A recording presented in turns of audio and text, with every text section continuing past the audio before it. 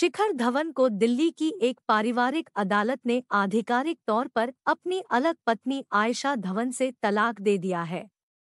भारतीय क्रिकेटर ने याचिका दायर की थी कि वह अपनी अलग हो चुकी पत्नी से मानसिक उत्पीड़न का शिकार हो रहे हैं, जिन्होंने उनके बेटे को ऑस्ट्रेलिया में अपने पास रखा और उसे अपने पिता से मिलने नहीं दिया। 3 बातें जो आपको जानना आवश्यक है। शिखर धवन भारतीय सलामी बल्लेबाजों में से एक रहे हैं। धवन को उनकी अलग हो चुकी पत्नी से तलाक मिल गया है। डॉन अपने बेटे की कस्टडी के लिए संघर्ष कर रहा है। कैसे शिखर धवन ने अपनी अलग हो चुकी पत्नी से तलाक लेने के लिए संघर्ष किया। पता चला कि आयशा न तो अदालत में पेश हुई और न ही अदालती कार्यवाही के दौरान अपना बचाव करना जरूरी समझा। परिणामस्वरूप न्यायाधीश बहुत ही कम कठिनाई से निर्णय पर पहुंचे।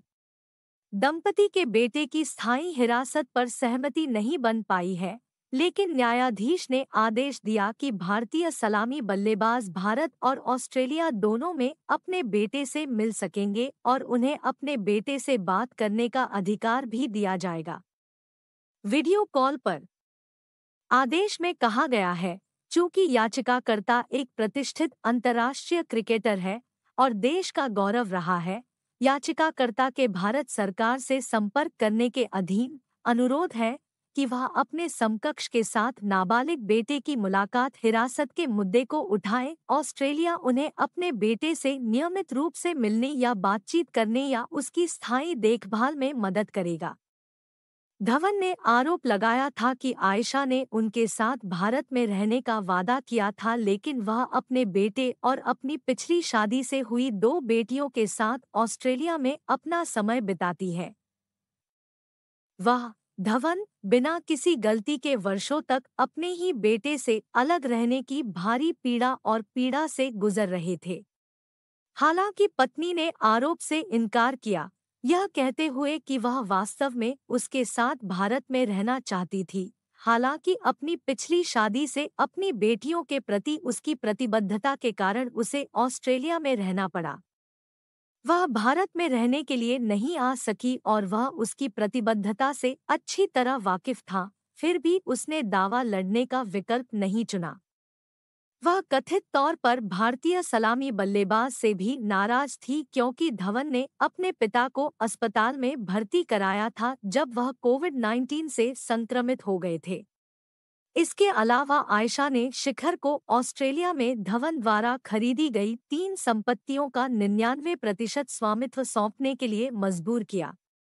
इसके अलावा धवन को अन्य 2 संपत्तियों के 50% अधिकार भी हस्तांतरित करने पड़े। इस प्रकार किसी भी संभावित बचाव के अभाव में धवन के इस आरोप पर विश्वास किया जाना चाहिए कि उसने उन्हें तीनों संपत्तियों में कुछ हद तक अपना मालिक बनाने के लिए मजबूर किया या उन्होंने इसकी बिक्री से प्राप्त आय को उनके द्वारा बताई गई सीमा तक अपने पास रख लिया। सच के रूप में धवन को अपने पूर्व पति से अपनी बेटियों को 15,500 एयू की अतिरिक्त धनराशि भेजने के लिए भी मजबूर होना पड़ा, इस तथ्य के बावजूद कि उस समय वह और धवन का बेटा दोनों भारत में रह रहे थे। याचिकाकर्ता ने आगे आरोप लगाया कि जनवरी 2020 में या उसके आसपास आयशा और उसका नाबालिग बेटा लंबी अवधि बिताने के लिए भारत आए, लेकिन उसकी बेटियां ऑस्ट्रेलिया में ही रुक गई, लेकिन फिर भी उसने उसे अपनी बेटियों को प्रति माह 15,500 एयू भेजने के लिए मजबूर किया, बंधक भुगतान के इस बहाने से कि वे जीवित रहने के लिए संघर्ष कर रहे थे।